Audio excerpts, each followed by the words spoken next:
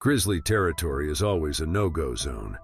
But when love-struck couples unknowingly enter, the Forest King has ways to drive them out. Brown bears have an iconic presence in the wild. They are majestic creatures with powerful adaptations and unique behavior. They are excellent hunters. Apart from their strength and speed, their keen sense of smell helps them detect prey from miles away. These wild, furry bears don't stick their noses in human business. However, when a human pries in their realm, they have the full ability to crush their little bodies. In this video, you are going to witness the thrilling details of an intense bear attack that is going to leave you on the edge of your seat. By the end, you will be surely crossing off a camping date on your bucket list. Zoe and Caleb had been dating for almost a year. They were practically inseparable. Aiden was Caleb's best friend. With time, his girlfriend Lily had also become good friends with Zoe and Caleb, and they had formed a tight-knit group. Apart from being friends, Caleb and Aiden were business partners as well. Zoe was an elementary school teacher, and Lily was a dentist. All of them were enthusiastic young people. They would often plan trips to the most exotic places, but the trips rarely made it out of the group chat because of Zoe and Lily's job commitments. Fortunately, this time Lily and Zoe had coordinated their leaves, and they finally had the time to go on a trip. The girls wanted to go to Europe for a more fancy experience,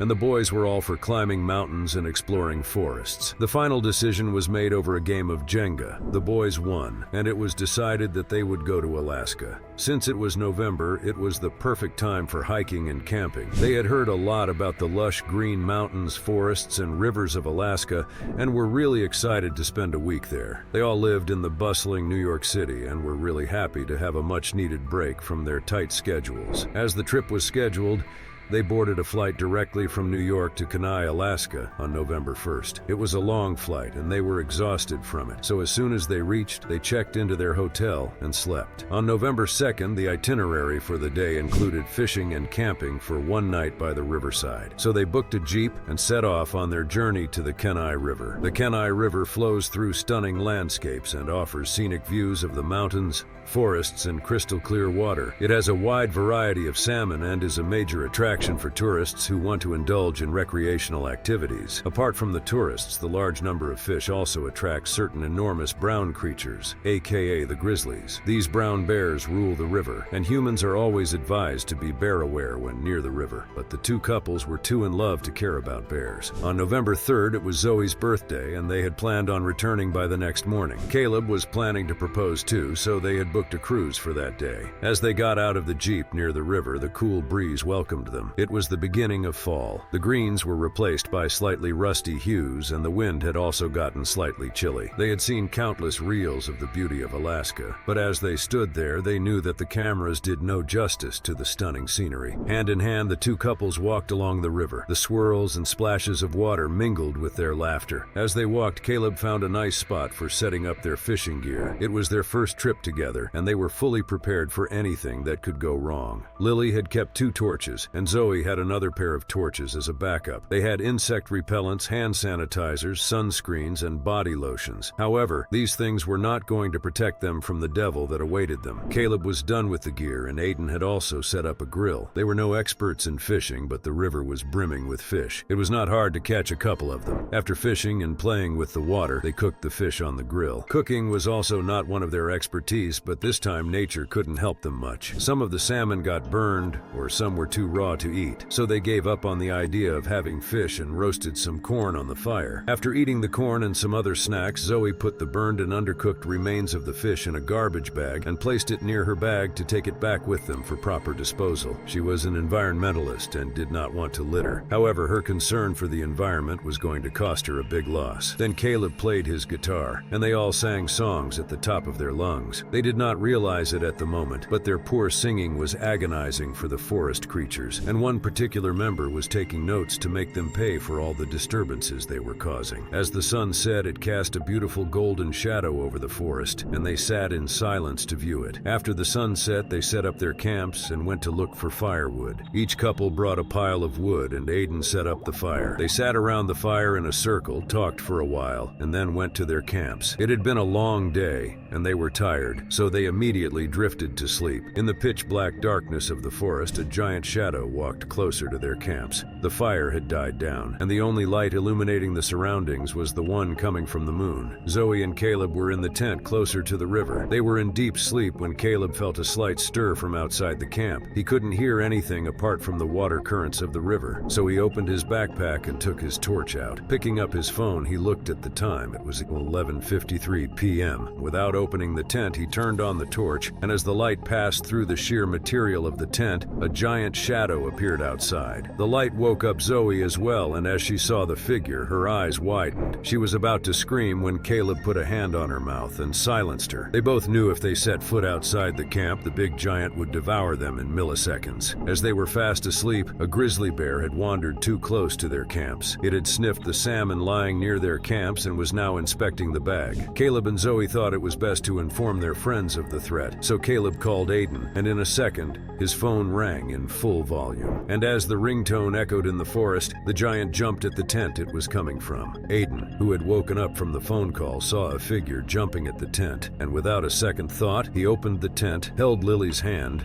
and ran outside. He did not even know it was a grizzly. He had just seen a dark, giant figure. The stories of the forest ghost were all he could think of, but when he heard a loud roar, he knew it was not the ghost. Lily, who had been shrugged out of the sleeping bag, saw the bear and froze in silence. Fortunately, she was smart enough to not scream in its face, or she was just trying to process the sudden turn of events. The grizzly was also surprised to see two humans hop out of a tent. It walked towards them and sniffed Lily. They knew the bear's safety protocols and stayed still. Zoe and Caleb's view from the camp was not clear. She saw the bear moving its mouth toward Lily and started screaming. She thought it was going to eat her friend. Then, before Caleb could stop her, she opened the camp and ran out of it in the opposite direction. It was a dramatic reaction, and the bear was also taken aback by Zoe's screaming. It got too close to Lily and bit her in the neck right under her jaw. Then, with the tight grip of his mouth, it picked her up, flung her in the air, and threw her to the side. Then it started pouncing on her with full force. That is when Aiden broke the statue act and ran to grab something to stop the giant. He held onto a torch from his bag and flashed the bear in hopes that the piercing light would scare it. But as the flash hit its face, Aiden could see fury in its big eyes. It was already done with Lily and was now looking at its next target. It howled and then lunged at Aiden. Its front paws landed on his shoulders, and as the pain radiated in his entire body, he knew he had broken a couple of bones due to the giant's weight. Meanwhile, Caleb had run behind Zoe, and they had climbed a tree.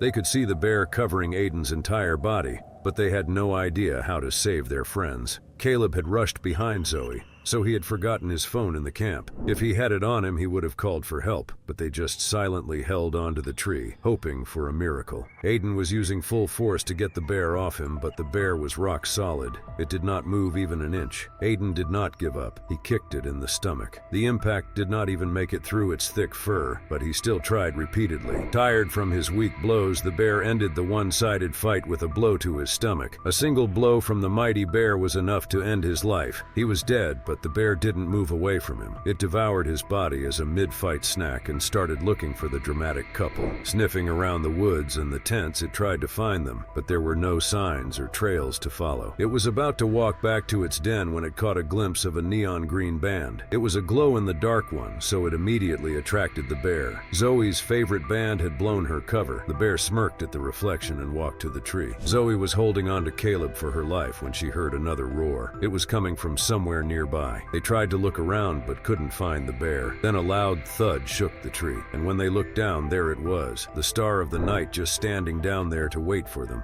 According to Zoe, grizzlies could not climb trees, but this one was preparing to do so. It dug its claws into the bark of the tree and started climbing up. Zoe realized she was wrong. She jerked Caleb and said, oh my God, it's coming up. We are gonna die." Exclaiming the obvious, she started crying hysterically. The bear had reached midway when Caleb came back to his senses and thought of an escape plan. He held Zoe tightly and jumped from the tree, thinking that if they could run faster than the bear, they could actually make it out of the woods. What he did not know was that it would be impossible to find a way into the forest during the night. However, his plan could not continue beyond the first stage. In the heat of the moment, he conveniently skipped a minor detail. He was no superhero, and jumping from a tree is not as easy as they make it seem in the films. He did not land on his feet, and to make things worse, Zoe landed on him. Her fall was cushioned, but Caleb was plastered to the ground. Seeing that the target had made things easier, the bear got down from the tree and walked towards them. Caleb had hit his spine, and he couldn't get up, so he asked Zoe to run away. She was reluctant at first, but when she saw the angry giant, fear overpowered love, and she ran away. Caleb closed his eyes and silently surrendered himself to the bear. He could sense it walking around him, but then it went away. He opened his eyes to see if the bear had changed its mind, but the sight of the bear straddling his girlfriend terrified him. She had not made it far enough, and the bear had caught her. Her screams echoed in the forest as the bear had its way with her. It picked her up,